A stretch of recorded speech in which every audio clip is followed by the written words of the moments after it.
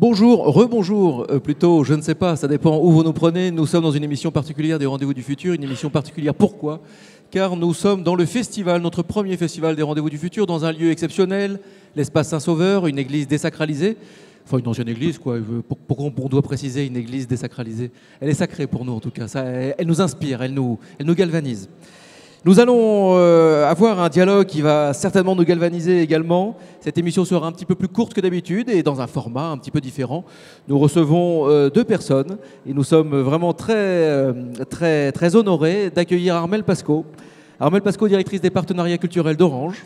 Bonjour Armelle. Bonjour. Et Michel Authier, mathématicien, philosophe, sociologue, inventeur des arbres de connaissances, mais aussi entrepreneur. Ça, on l'oublie, il ne faut pas l'oublier, parce que c'est aussi ce qui jalonne un parcours, un gros parcours, comme nous le verrons un petit peu après.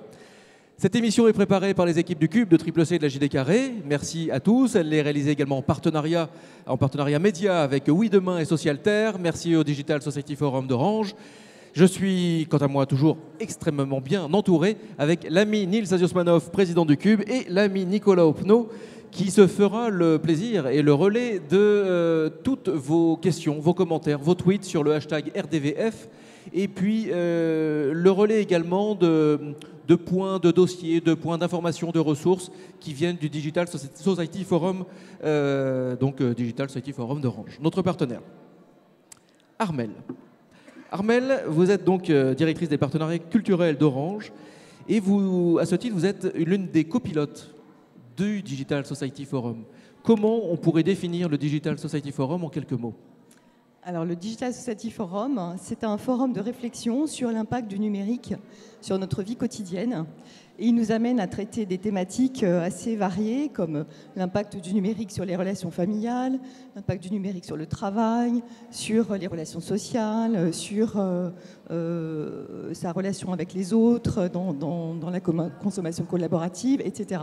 Donc c'est vraiment un forum qui se veut pluridisciplinaire, qui associe des sociologues. On a la chance d'avoir des sociologues chez Orange qui produisent des travaux sur ces questions-là. Et puis on associe donc également des experts externes. Ça peut être des universitaires, ça peut être des médecins, ça peut être des gens qui représentent la société civile aussi, les startups, les entreprises.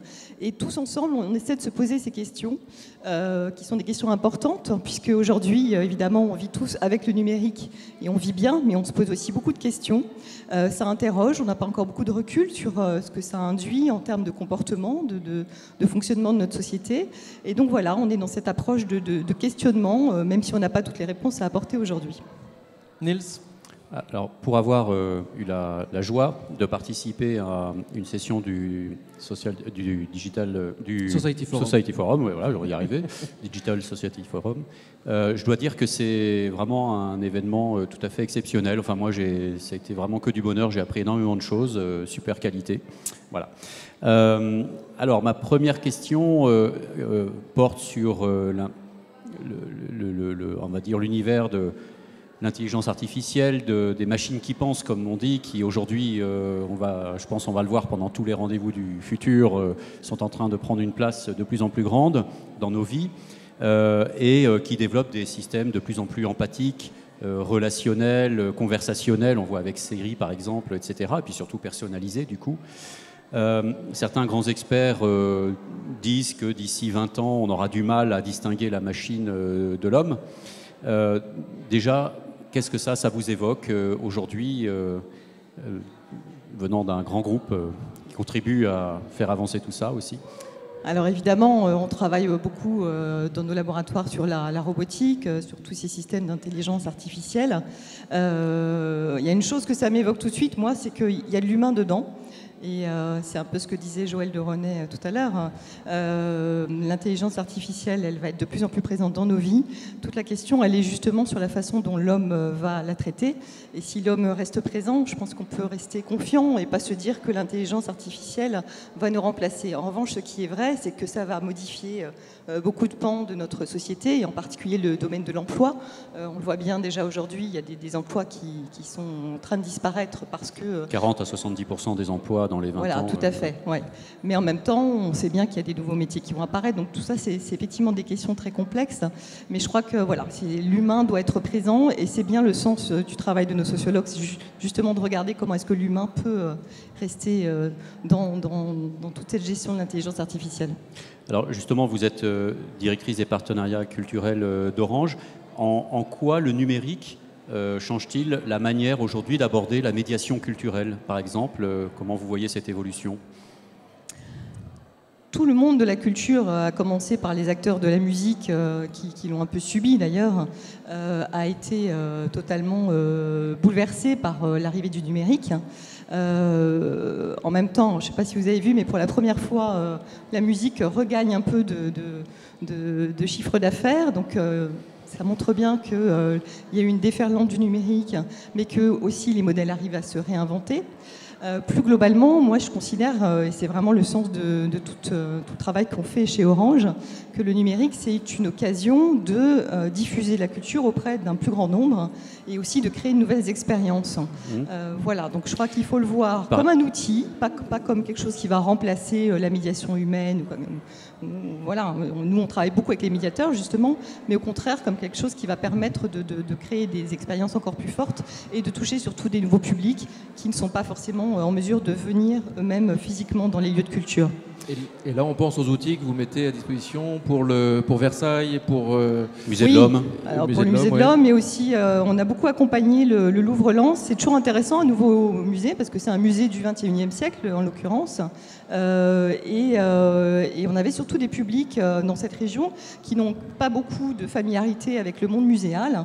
Donc on a vraiment créé des outils de médiation numérique qui leur permettaient de découvrir les œuvres, mais on a aussi beaucoup travaillé justement avec les médiateurs pour pas que les médiateurs se sentent dépossédés de leur fonction qui est vraiment très importante.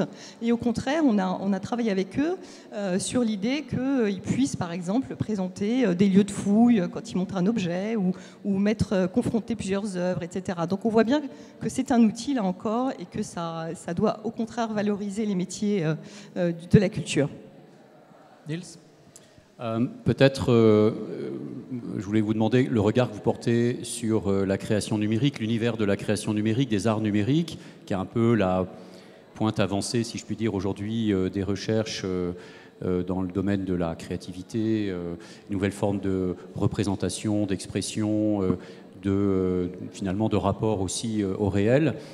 Comment vous voyez cette scène-là, cette sphère-là, qui est à la croisée des arts, des sciences et des technologies? Qu'est-ce que ça vous inspire? Alors, d'abord, moi, je ne suis pas une experte du tout de l'art numérique. En revanche, nous, on mène des projets assez empiriques qui nous ont amenés justement à travailler avec des artistes. Et par exemple, on avait fait un projet avec le studio Le Frénois il y a quelques années qui visualisait les envois de SMS. À l'époque, on ne parlait pas du tout de data visualisation, on ne connaissait même pas le terme. Et on voit bien que justement l'art est souvent précurseur de phénomènes très importants. Ensuite, moi, nous, on ne cherche pas à travailler à tout prix sur l'art numérique. Je ne sais pas définir ce qu'est l'art numérique. En revanche, travailler sur ce que le numérique peut apporter à l'art, mais aussi, surtout, sur ce que l'art peut apporter à l'art numérique, ça, c'est ce qui nous intéresse. Oui, en fait, c'était aussi ça la question, c'est comment un groupe comme Orange, dans sa R&D, peut intégrer ou pas, vous avez déjà un peu répondu, finalement, toutes les propositions artistiques qui vont très loin souvent et qui ouvrent vraiment des frontières, qui ouvrent des portes sur l'imaginaire, sur les concepts. Oui. Comment vous intégrez ça dans... Alors justement, en fait, heureusement, on ne fait pas ces projets artistiques juste pour se faire plaisir, mais parce qu'on s'est rendu compte que ça ouvrait le regard de nos chercheurs, que ça les amenait en fait à travailler de façon un peu disruptive, ça les sortait de leur laboratoire aussi de recherche, ce qui est assez important. Et les premiers retours que l'on a eus, c'est que ça faisait avancer leur travail. Si bien que on s'est même dit, peut-être que ça vaut le coup de pérenniser cette démarche.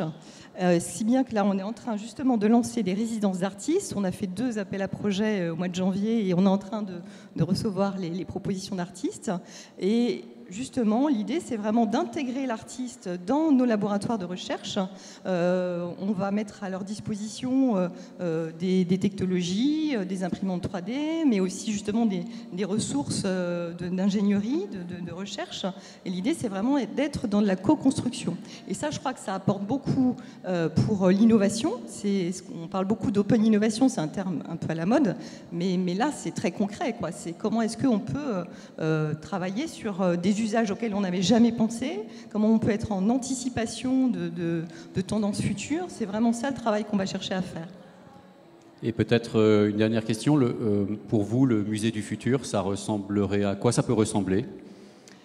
Je pense que le musée du futur, il sera à la fois physique et numérique, et que les deux seront très complémentaires. Tout ce que je vois là me laisse penser que le musée sera participatif. On ira peut-être jusqu'à organiser le commissariat des expositions avec le public, parce qu'on voit bien que maintenant le public a envie d'être partie prenante. Il a envie d'abord de s'exprimer, il a envie de partager le fait qu'il a aimé des œuvres, mais il a aussi quelquefois envie de dire mais moi j'aurais mis ça dans l'exposition, ou j'aimerais bien qu'il y ait une exposition sur tel sujet, etc. Donc je vois très participatif et encore plus ouvert sur le monde. Oui, parce que est-ce que ça a encore du sens, par exemple aujourd'hui, d'aller voir la Joconde? On sait que le temps moyen c'est 2 secondes à peu près, tellement il y a de monde. Est-ce que ça a encore du sens d'aller la voir, et en plus à 3,50 m avec des barrières, etc. Alors que en très haute définition, on peut arriver à la voir sur Internet peut-être encore mieux. Oui, il y a des projets comme ça qui commencent à se généraliser sur le gigapixel qui permet vraiment de zoomer à l'extrême sur des œuvres, quelquefois presque trop, parce que je pense qu'on voit plus que ce que le peintre lui-même a vu quand il a peint. Non, moi ce que je pense, c'est qu'il faut vraiment garder le contact avec l'œuvre. La Joconde, c'est un exemple un peu particulier quand même, parce que c'est très difficile de l'apercevoir, donc c'est dommage. Justement, il faut conserver cette émotion qu'on a quand on est devant l'œuvre lui-même qui a été réalisée à un certain moment, dans un certain endroit. Donc ça, c'est irremplaçable. En revanche, pour comprendre, pour mettre en relation une œuvre avec d'autres, pour comprendre le cheminement de l'artiste, le numérique a beaucoup à faire. Et puis je pense aussi surtout à l'éducation et à ce que ça peut apporter à distance. Nous, on a commencé à faire des conférences à distance. Là, on a fait une conférence entre un musée et des lycées, un lycée à Singapour. C'est quand même génial de se dire que ce savoir et cette matière pourraient être accessibles dans le monde entier. Et nous d'ailleurs, on peut peut-être apporter notre petite pierre à ce travail permanent, puisque ces rendez-vous du futur donc, sont diffusés dans à peu près 13 écoles du groupe Télécom Management. Et j'ai vu des images d'ailleurs qui passaient sur Internet chez vous, des images de cet espace qui est assez incroyable. Là, on a quand même une vue, je ne sais pas si on peut revoir cette image.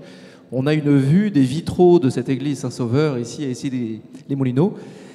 Bref, c'est assez saisissant et ça permet de faire vivre évidemment notre émotion présente à distance. Nicolas, est-ce qu'il y a de l'émotion sur le hashtag RDVF? Oui, tout à fait. Je retiens une question suite à votre intervention sur l'accès à la culture par le numérique. Il y a aussi la question de l'accès à la création. Alors, quand on avait un papier et un crayon, on n'était pas tous créateurs. Mais est-ce que l'outil numérique nous permettrait plus de potentiel de création? Je ne sais pas s'il permet plus de potentiel de création. Il permet de nouvelles écritures, de nouvelles façons de créer, en tout cas, ça c'est certain. On le voit même sur le livre, d'ailleurs, où on commence à voir émerger des livres enrichis. Donc oui, bien sûr que le numérique permet de nouvelles façons de travailler pour les artistes. Maintenant, je crois qu'il faut se dire aussi qu'un artiste est un artiste, que sa création passe ou pas par le numérique et qu'il n'est pas question d'imposer quoi que ce soit. Et voilà, j'espère que dans 200 ans, il y a encore des artistes qui seront avec leur toile et leur pinceau, tout simplement. Michel Authier, vous êtes mathématicien, philosophe, sociologue, vous êtes l'inventeur des arbres de connaissances, vous êtes également serial entrepreneur, ou multi-entrepreneur, je ne sais pas comment on le dit, mais en tout cas vous avez créé pas mal d'entreprises. Alors vous avez fait partie des premiers, j'ose, vous avez fait partie des premiers à parler de capital humain. de ces outils également dont devait disposer l'entreprise pour pouvoir optimiser les ressources humaines, mais les vraies ressources humaines, pas les ressources que permettait l'humain. Vous avez parlé de bienveillance au travail. Finalement, quel est votre regard sur toute cette... On a l'impression que c'est très à la mode maintenant.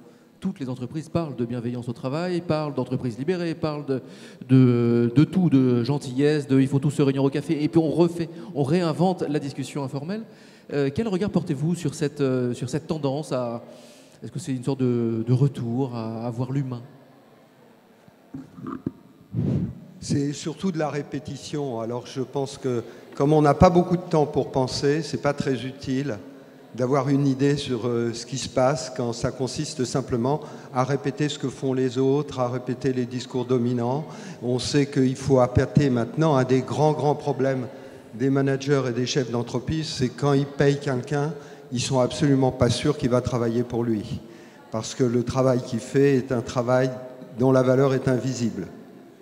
C'est pas du tout la même chose que lorsqu'on construisait une pyramide et qu'il fallait ramener des blocs de pierre, ou bien quand on devait faire à la quantité des voitures, des puces ou des choses comme ça.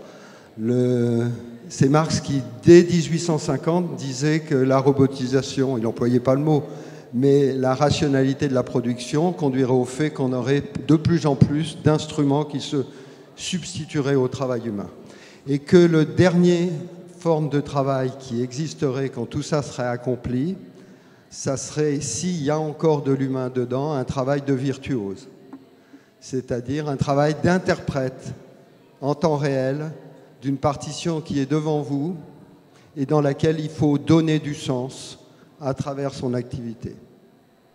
Et quand on veut, par exemple, renouveler le rapport au musée, je pense que dans les musées, il y a une œuvre qu'on ne voit jamais et qui est une œuvre à laquelle je peux dire, c'est absurde, ça fait grandiloquent, j'ai consacré une grande partie de ma vie. C'est quelle œuvre fait l'ensemble des émotions qu'ont les visiteurs du musée. Pourquoi, au milieu d'une exposition, on ne verrait pas une représentation changeante, chatoyante de tous les moments d'émotion des gens qui passent devant les tableaux, qui contemplent des œuvres, peut-être même pas dans l'exposition, mais sur quelque part devant leur écran, devant des systèmes de réalité virtuelle. Pourquoi, quelque part, on n'essaie pas de poursuivre cette œuvre que, par exemple, Pierre Lévy a amorcée il y a maintenant plus de 20 ans avec l'intelligence collective, de la montrer, l'intelligence collective. Parce qu'on parle d'émotion, mais ce qui est important dans l'émotion, pour soi, pour ceux avec qui on est, mais aussi pour les dirigeants d'entreprise, c'est que l'émotion vous dit bien que c'est ça qui vous fait mouvoir. C'est ça qui crée le mouvement qui vous sort de vous-même et qui vous transporte. Et si l'art reste la dernière chance à l'heure actuelle, et vraiment, je suis heureux qu'on en parle ici, et à ce niveau-là, le Cube est vraiment symbolique de ça, c'est d'essayer d'aller chercher ailleurs, au-delà des robots, au-delà des big data, au-delà de l'intelligence collective qui s'impose à travers cet immense mouvement de rationalisation qui a commencé au XVIe et au XVIIe siècle, c'est de se dire que si tout ça, ça dessine des routes, ça dessine des carrefours, ça met en place des réseaux, en aucun cas ce sont les champs, en aucun cas ce sont les pages. Vous savez que le mot page sur Internet, c'est le même mot que le mot pagus latin qui dit champ. Or le blé, la richesse, elle ne pousse pas sur les routes, elle ne pousse pas dans le réseau. Elle pousse là où le réseau vous emmène, là où les routes vous emmènent. Et là, il y a de la création, là, il y a quelque chose qui se génère, mais de cette chose, on ne sait pas ce qu'elle est, on ne la voit pas. On ne la voit qu'à travers du numérique. Et le numérique, même si on arrive avec des algorithmes complexes à faire émerger un sens commun, parce que qu'est-ce que c'est d'autre que le sens commun, que ce qui surgit des algorithmes de la big data, qui vont dessiner des grandes tendances. au point même qu'on a entendu Serge tout à l'heure nous dire qu'il fallait concevoir une éthique des robots et faire en sorte que les bons robots contrôlent les mauvais robots. Mais très bien, parce qu'on n'a pas intérêt à être surpris par les machines. Mais qu'est-ce que c'est qu'un humain si ce n'est quelqu'un qui, parce qu'il pense qu'il est libre, veut toujours vous surprendre? Celui à qui on dit « toi, tu es un idéaliste », il va vous faire la preuve que non, il n'est pas aussi idéaliste qu'on le dit, que c'est aussi un pragmatique. « Toi, Michel, tu es mathématicien ». « Non, je ne suis pas mathématicien, je suis joueur de football ». « Ah, tu es sportif ». « Non, je ne suis pas sportif, je suis contemplatif », etc., etc. On existe parce qu'on dit non. Et ce non, on ne l'entend pas. Ce non, on le ridiculise. Ce non de la place de la République aujourd'hui, qu'est-ce qu'en disent ceux qui sont chargés de le transmettre? Les médias, dans la majorité des cas, on essaie de falsifier ce qu'ils disent, de ridiculiser ce qu'ils disent. Donc je crois qu'il y a, avec toutes ces technologies, quelque chose à montrer du spécifiquement humain, qui est cette capacité de faire une œuvre qu'on ne connaît pas encore, dont on n'a pas la connaissance. Et donc ça nous obligerait à quoi? Ça nous obligerait à répondre à une question extraordinaire que Michel Serres a posée au début des années 80 et pour laquelle je n'ai toujours pas de réponse. Quand je téléphone à ma fille qui aujourd'hui est à Auckland, où se situe la conversation téléphonique que j'ai avec elle? Où se situe cet événement? C'est un événement, il dit vraiment quelque chose, il est porteur de sens. Je n'ai toujours pas défini l'espace dans lequel cet événement se passe. Je n'ai toujours pas d'espace qui me dit qu'est-ce que c'est que la proximité humaine que permettent de créer tous ces nouveaux outils qui émergent. Donc il y a effectivement un travail colossal à faire. Mais ce travail colossal, vous le savez tous, et là on s'aperçoit à quel point il est caché. Quand vous avez un financement de plusieurs milliards d'euros aujourd'hui en France sur les big data, les algorithmes prédictifs, les machine learning et toutes ces choses-là, vous n'avez même pas quelques dizaines de milliers d'euros pour essayer de définir ce que peut être l'espace humain au-delà de l'espace technologique. Et ça, j'ai envoyé à Orange, entre autres. Oui, message certainement reçu. Pas tout le monde. Non, mais c'est une blague. Sur la question, je rebondis sur la question de la représentation des émotions. Il y a un certain nombre d'artistes qui ont travaillé là-dessus, notamment je pense à Maurice Benayoun, peut-être que Karine aura d'autres idées, je crois qu'il y en a pas mal qui ont travaillé là-dessus, et Maurice a notamment fait une météo émotionnelle du monde sur des écrans géants qui étaient disposés dans différentes villes et en fait qui scannaient en permanence le web avec tous les mots, toute la sémantique et qui sortait une espèce de météo émotionnelle du monde. Et nous-mêmes, au Cube, on a travaillé, notamment avec Philippe qui est devant moi, on a travaillé sur un système de représentation émotionnelle de la ville. Là, c'était à l'échelle d'une ville, avec des gens qui postaient avec leur smartphone des photos, des vidéos, etc., qui mettaient des smileys, entre guillemets, enfin des émoticônes émotionnels, et le logiciel faisait la sommation de tout ça et représentait des nuages ou des soleils ou des machins sur les endroits de la ville en fonction de ce que les gens ressentaient. Et effectivement, c'est une question qui est hyper intéressante. Sur la richesse invisible, je rebondis parce que c'est vraiment, dans ce que vous avez dit, il y a tellement d'idées là que on pourrait faire un colloque entier avec tous les mots-clés que vous avez placés.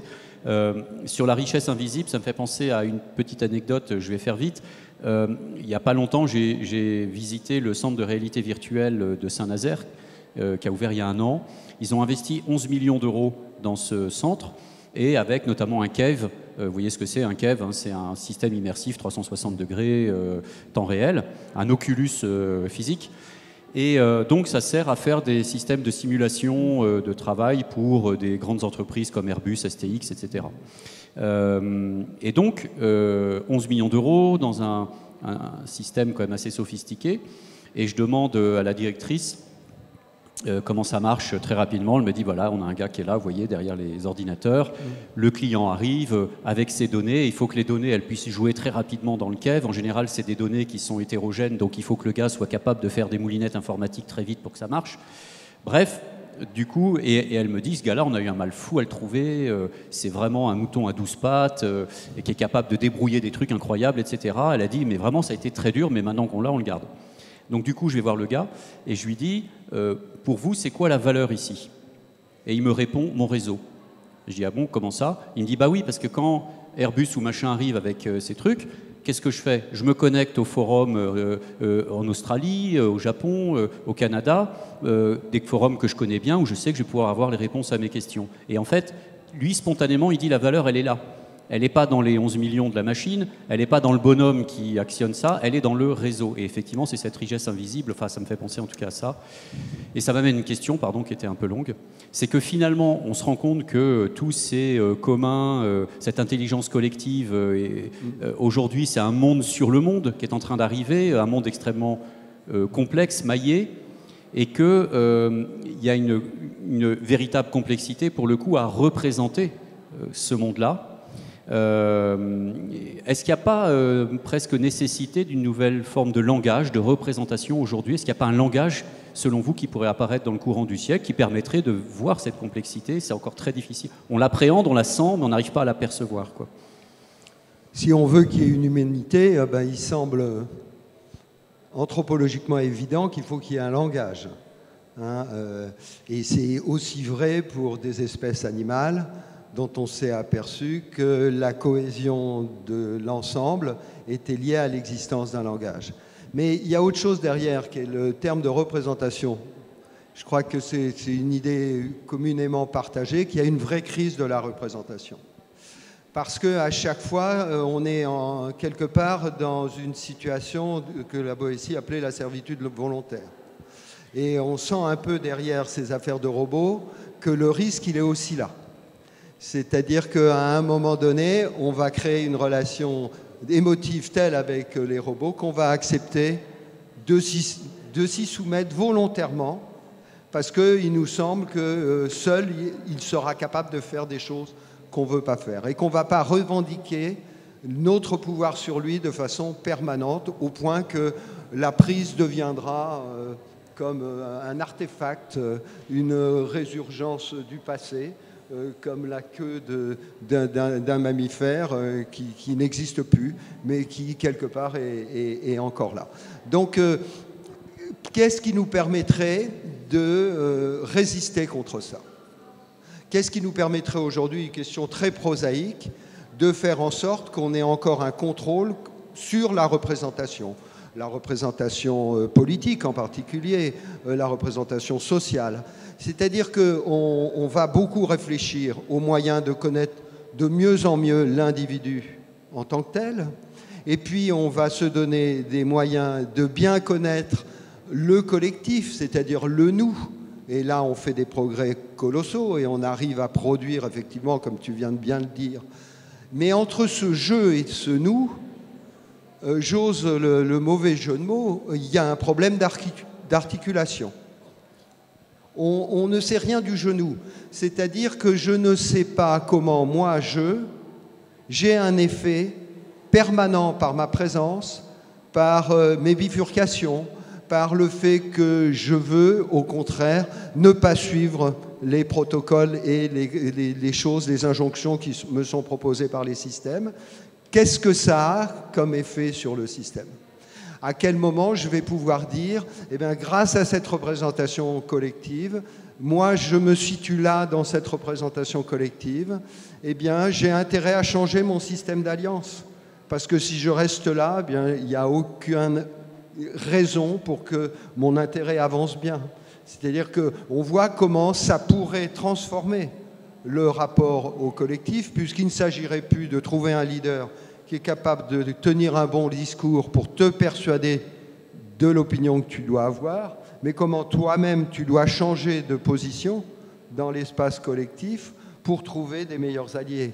C'est-à-dire, et là, on est face à quelque chose, et la vidéo de tout à l'heure m'y a fait penser, c'est que non seulement il faudrait une représentation visuelle, mais il faudrait qu'on ait une exigence très forte que cette représentation soit esthétique, c'est-à-dire qu'elle crée de l'émotion.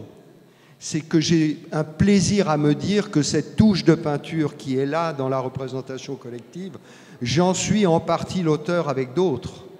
Mais si en plus de ça, on pouvait faire une musique de cette représentation, alors on s'apercevrait qu'à l'heure actuelle, l'art qui est seul vraiment capable d'abord de manipuler des collectifs au point d'en faire des performances remarquables, improvisées avec le jazz ou bien très construites sur des partitions mais à chaque fois originales comme avec un orchestre et une musique symphonique, est-ce qu'on pourrait trouver une musique des collectifs dans lequel on aurait l'impression qu'on est chacun une partie prenante de cette musique.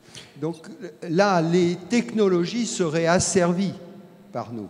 Parce que tu parlais, je termine là-dessus, des ressources humaines tout à l'heure. Moi, j'ai un sentiment d'échec énorme par rapport au capital humain. Derrière cette notion de RH, j'ai poussé pendant 25 ans la notion de RH, c'est-à-dire pas de ressources humaines, mais de richesses humaines. Et ce que je vois surgir à travers toute la réflexion qu'on mène sur les robots, sur les big data, sur les algorithmes, c'est quel autre statut va avoir l'humain que d'être la ressource d'entretien de cet énorme système technologique.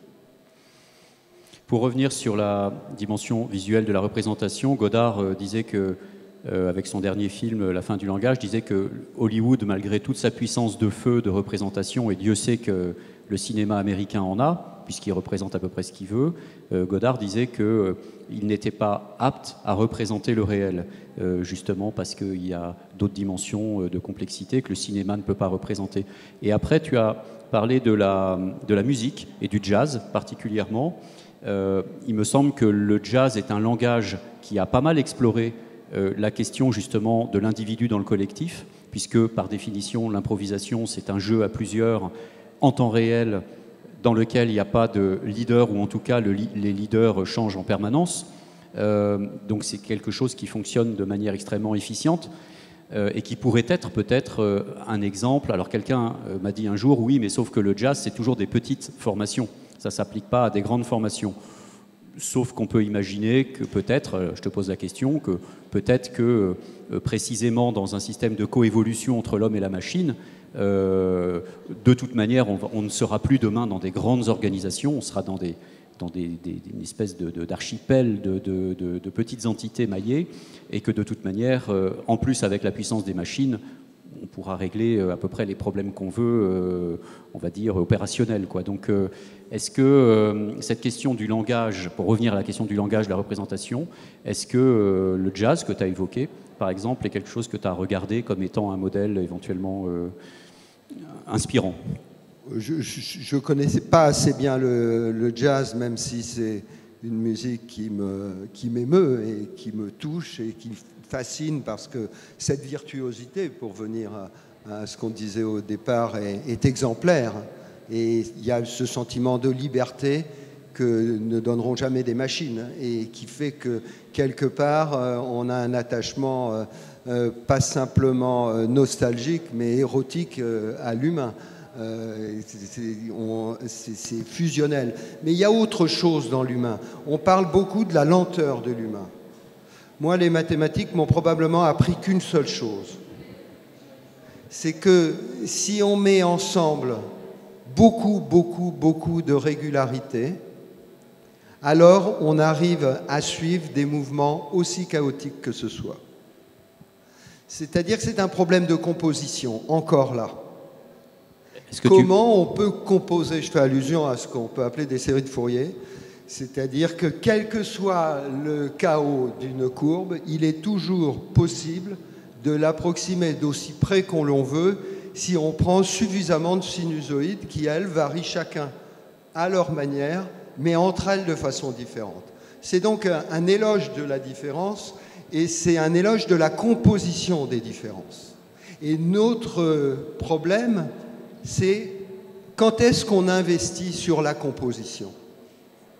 Quand est-ce on va arrêter de penser que le nombre est la seule façon de faire des compositions?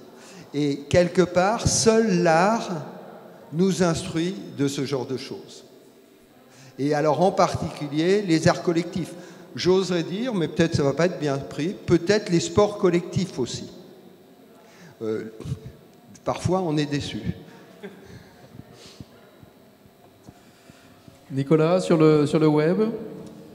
Oui, j'ai une question à Monsieur Autier, et puis j'aurais peut-être une remarque concernant le DSF aussi. Monsieur Autier, on vous demande, pensez-vous qu'on pourra tomber amoureux de la machine comme dans Heure? Je fais juste ma remarque par rapport au DSF. Lorsqu'on parlait vous parliez de la conversation entre vous et votre fils à Auckland, vous demandiez où est-ce que vous étiez.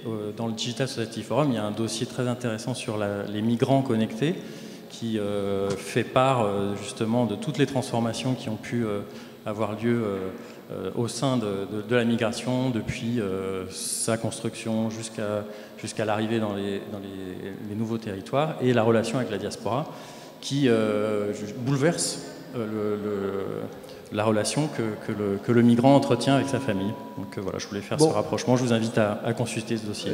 La réponse, elle n'est pas de moi. Hein. Elle date d'à peu près 160 et quelques années. Lamartine, hein, objet inanimé, avez-vous donc une âme qui s'attache à votre âme et la force d'aimer?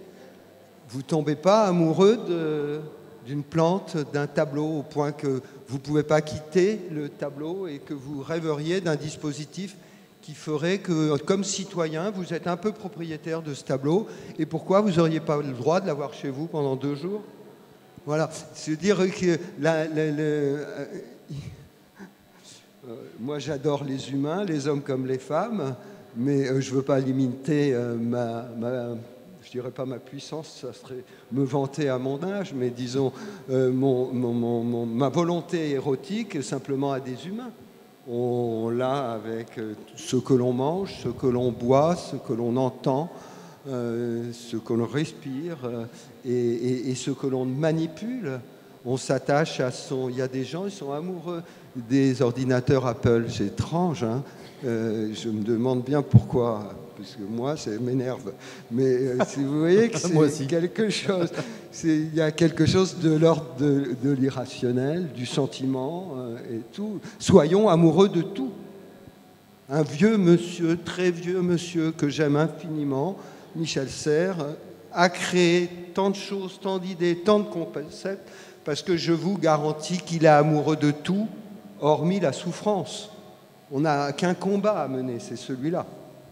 Je précise que tu as rendu plusieurs fois hommage à Michel Serres dans ce Rendez-vous du futur, et que je crois que c'est dans Petite Poussette où il te rend un vibrant hommage, il te cite, voilà. Donc vous avez beaucoup travaillé ensemble. Du coup, j'en ai perdu ma question, dis donc. Oui, non, je rebondis sur ces objets inanimés, avez-vous donc une âme?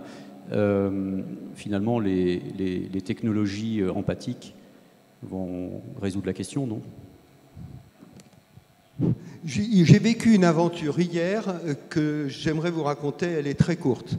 Je rencontre à l'heure actuelle de gros problèmes avec ma société. Je dois donc m'entretenir avec celui qui fait office de directeur général d'une entreprise de 3 personnes. Vous voyez comme on est prétentieux. Et donc, on a fait un Skype de plus de 2 heures. Et au bout de 2 heures, j'ai dû aller baisser sur ma sauce tomate qui mijotait et tout. Et puis, j'ai été pris par autre chose. Et 2 minutes après, comment il s'appelle, Mathieu était plus là. Et je lui dis, Mathieu, où tu es, etc., etc. Le Skype était fini. J'ai vu la porte de mes toilettes fermée et je me suis dit, ah bon, tiens, il doit être aux toilettes. C'est-à-dire qu'on faisait du Skype depuis 2 heures, mon imagination avait tellement fonctionné dans ce dispositif-là que c'était exactement comme s'il était là, et pas en présence, mais c'est par l'absence que je l'ai constaté. Donc, quelque part, on se rend bien compte à quel point on a des relations empathiques et les outils que nous offrent les champions de la technologie et les débits que nous offrent les champions des hauts débits, eh bien, nous permettent très facilement de vivre ça. Mais les poilus de la guerre de 14 embrassaient les lettres qu'ils recevaient. Et ça les excitait. Donc on peut tomber amoureux d'une machine. C'est l'imaginaire qui fait ça, c'est pas la machine. Oui, sauf qu'à partir du moment où l'objet va avoir un comportement, un profil qui va être capable de nous analyser, d'analyser notre propre comportement et de s'adapter en permanence à ça, on rentre dans un jeu qui est quand même assez nouveau. Mais enfin, qui n'a pas la nostalgie de Tetris ou des parties de ping-pong sur une table de verre? C'était absolument pas immersif au niveau des qualités qu'on décrit. Alors qu'on fasse des progrès, d'abord, c'est une super économie, au sens du pognon, quoi. C'est clair. Mais la grande joie des jeux de stratégie chez des gens un peu intelligents, c'est la complexité des stratégies, encore plus que la beauté des interfaces. C'est une question. Oui, j'ai une question qui me vient en t'écoutant. Et puis peut-être d'ailleurs aussi votre réponse sera intéressante. Aujourd'hui, dans les entreprises, il y a un truc qui revient constamment, c'est qu'il faut être agile et créatif. C'est deux grands mots. Alors, agile, je vois à peu près ce qu'il peut y avoir derrière, c'est-à-dire tout l'appareillage technologique qui va nous aider à être plus agile. Créatif, je vois un petit peu moins. Et je pense que ça crée de la souffrance en entreprise, notamment. Moi, je vois des cas de sup, des gens qui, aujourd'hui, il y a vraiment des injonctions à être créatif, alors qu'on n'a pas appris à être créatif. Quelle réaction par rapport à ça? Comment voulez-vous être créatif sur injonction? Ça, pour moi, c'est un paradoxe complet, quoi. C'est le double bind de Bateson, ça. C'est totalement absurde. D'autant plus que ça signifierait qu'on serait plus créatif potentiellement maintenant qu'avant. Je trouve, vous connaissez tous l'expérience Favy et le travail de Zobrist chez Favy, quoi. Il a démontré qu'il n'y avait qu'une chose à faire, c'est diminuer les contraintes. Plus on diminuera les contraintes, plus on diminuera les injonctions et plus on donnera de la liberté aux gens, c'est une joie d'être créatif. D'ailleurs, y a-t-il une autre joie? Je veux dire, c'est de l'ordre même de ce qu'est la connaissance, qui est essentiellement liée au plaisir. Et la création, c'est le fait qu'à un moment donné, on connaît par soi-même. Donc, si on n'est pas totalement libre de le faire, et si on n'a pas un terreau suffisant, le terreau étant deux choses, son bagage de connaissances à soi et le contexte de connaissances dans lesquels on se trouve, c'est-à-dire ce qu'on appelle le pays de connaissances, alors où on a beaucoup employé ces métaphores qu'on emploie moins maintenant, qui étaient celles de la fertilisation, donc de la fertilité. Oublions jamais que le mot humain et le mot humus, c'est le même. Et que le mot culture et le mot culture, c'est le même. Et qu'on n'a jamais vu une plante pousser plus vite parce qu'on tirait dessus. Enfin, c'est pas des propos technologiques que je tiens, mais j'ose quand même le dire. Alors, si vous voulez faire de la répétition, oui. Ça s'appelle de l'instruction. Bon, moi, je ne suis pas antimilitariste, puisque maintenant, bon, passons. Mais enfin, on voit ce que ça veut dire, instruction. Hein, c'est très bien, mais là, le modèle de l'armée prussienne, il me semble un petit peu dépassé, quoi. Mais moi, j'aimerais... Alors, une réponse très différente, mais je pense que le sens est le même. Dans l'entreprise, effectivement, on ne peut pas obliger les gens à être créatifs. En revanche, on peut créer des conditions pour favoriser cette agilité et cette créativité. Et moi, je considère qu'elle vient beaucoup du frottement avec d'autres, hein, cette créativité. C'est justement ce qu'on essaie de faire là en faisant des résidences d'artistes. Je pense que l'idée, c'est de sortir de son bureau, c'est de recevoir de l'information. Alors maintenant, l'information, elle est mondiale, donc c'est là que tout ce qui est numérique entre en jeu, parce que ça permet de maîtriser une connaissance beaucoup plus grande. Mais après, la créativité, elle vient du frottement avec les autres, avec ce qui se passe autour de soi. Et moi, j'espère qu'avec nos résidences d'artistes, justement, on va être créatifs, mais pas seulement les artistes, que justement, au contact de ces artistes, nos ingénieurs, qui sont souvent dans leur bureau et dans leur modèle technologique, vont le devenir. Les ingénieurs et plus largement l'ensemble du groupe. Bien sûr, bien sûr. Potentiellement. Michel Authier. Votre intervention me fait penser à quelque chose. Il y a une quinzaine d'années, j'ai été interrogé dans votre maison sur la façon dont il fallait faire des groupes d'innovation. Ça préoccupait beaucoup de gens. Il faut savoir qu'à la même époque, LG m'avait posé la même question. Et je leur avais suggéré, dans un groupe d'innovation, de mettre qu'un seul innovateur. Parce que les frottements dont vous parlez, ils sont très très bons si quelque part les vecteurs vont dans le même sens. Si on les met tous sur le même fromage avec des points de vue évidents, on va avoir une somme nulle, évidemment, parce qu'ils vont fortement se contrarier les uns les autres. Donc, à un moment donné, il faut au contraire diversifier complètement les gens pour que la connaissance circule. Et pourquoi la connaissance va circuler? Parce que chacun va être porteur de connaissances sur des objets différents. Celui qui a des approches innovantes sur le rapport au client, celui qui a le rapport innovant sur le rapport à la technologie, sur le rapport à l'information, et puis l'humble, enfin celui qui est en dessous de nous et qui fait tout tenir et qui prétend être incompétent et être émerveillé en permanence de ce qui se passe. Et ça, il y a un des romans les plus célèbres au monde qui raconte très bien cette histoire. C'est le roman chinois qui s'appelle Au bord de l'eau, où au moment où l'Empire, et on devrait le relire en France, ce roman, au moment où l'Empire est en train de s'effondrer, 118 brigands se réunissent les uns les autres.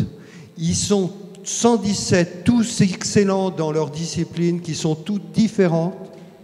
Et il y en a un qui ne prétend être bon à rien, il ne sait faire qu'une chose, c'est pleurer quand il voit les autres souffrir.